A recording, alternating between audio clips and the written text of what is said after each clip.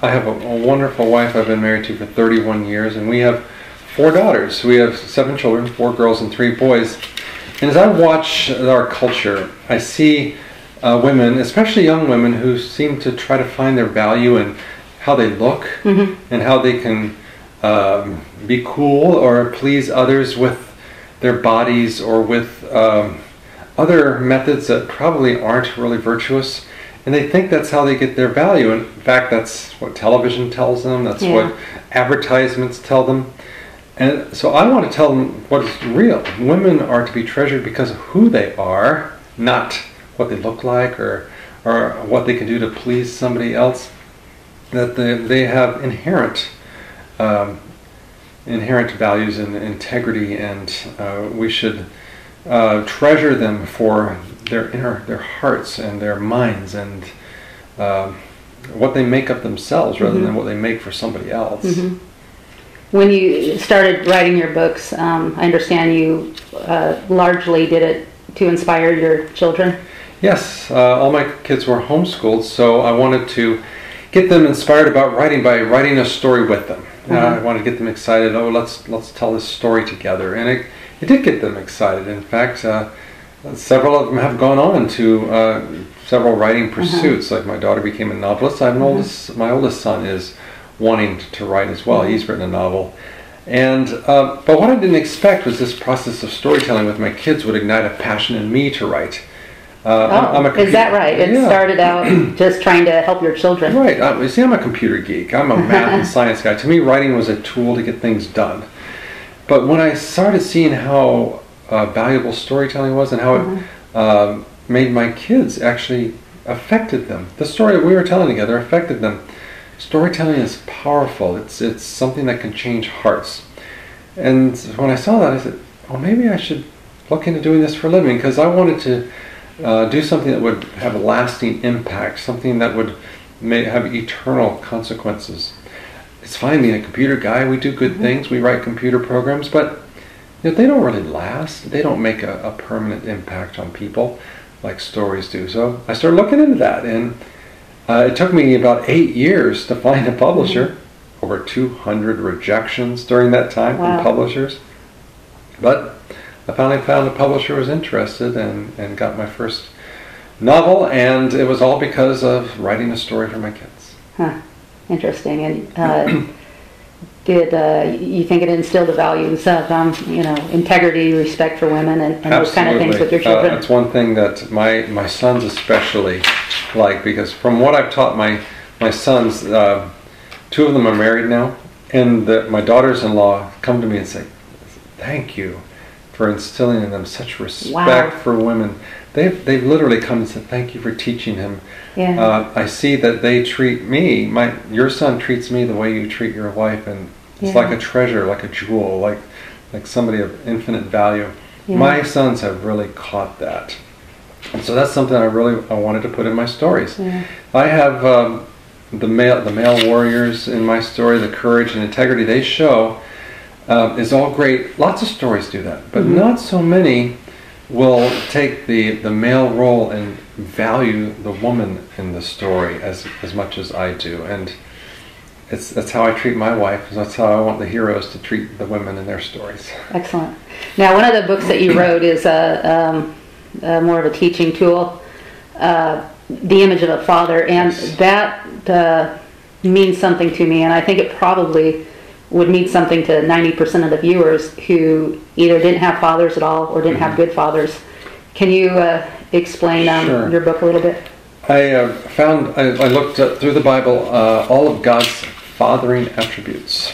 The comforter, the guide, the provider. And I found 12 of them and looked into how men can reflect those attributes of God the Father for their children, so their children could see God the Father in their own father. And that way they would be able to get a reflection. That's why I call it the image of a father. But it's also helpful for people who didn't have good fathers, so that they could understand what all those attributes ought to have been. It's even good for mothers who don't have fathers at home, so they can, it's not possible to replace a father, but to try to show some of those attributes in a motherly way, and that way that they can reflect God the Father as well.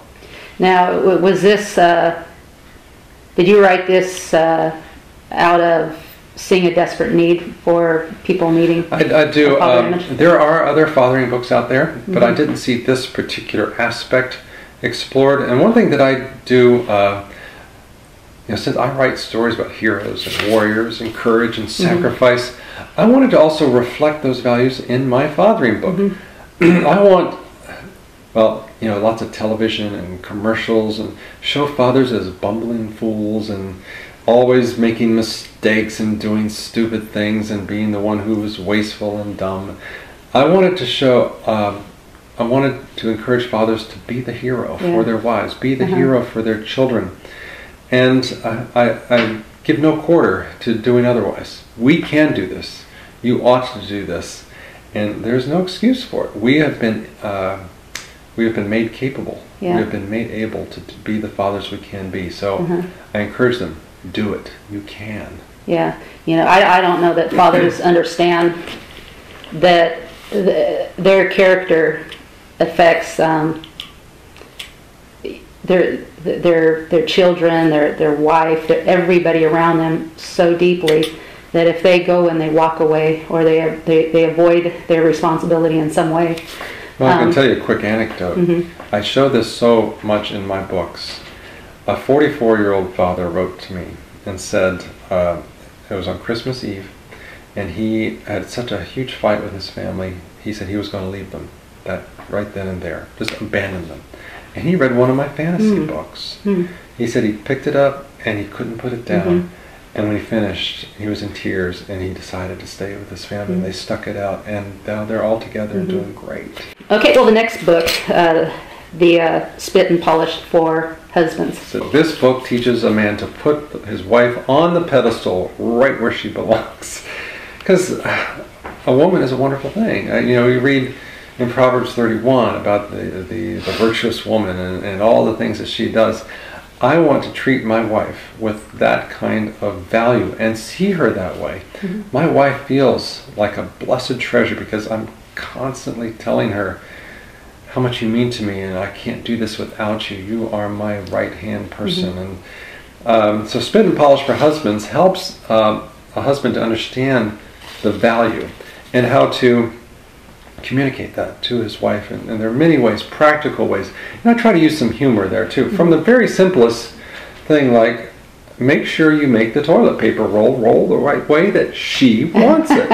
It doesn't matter which way you want it, however she wants it. Is your wife particular in that area? But she has not particular, but she has a preference. Does she? To me, I don't care. Yeah. So I just make sure I do it the way she wants it. Very simple things that are important to a woman. If my wife reminds me, the shower kind of dripped out, and maybe if you did the shower curtain, I'll never forget, because that was important enough for her to tell me. I am not going to forget that. Can you encourage men and women on just something that they can do to help their marriage? Well, the most important thing that my wife and I do is pray together. One thing that we got in the habit of doing, in the morning, we get up and we go on a walk, and we talk, and we share, and we plan, and we pray together. This is going on with our children, and that is going on. What can we do? What do the neighbors need? Any help? We need to take some food over. Everything that we do, we involve in discussion. And I think the main thing is that we have honest talks. And because of that, there's never the pressure valve building up. So there's never an explosion that says, why didn't you tell me about this? And you don't ever communicate with me. We're always communicating.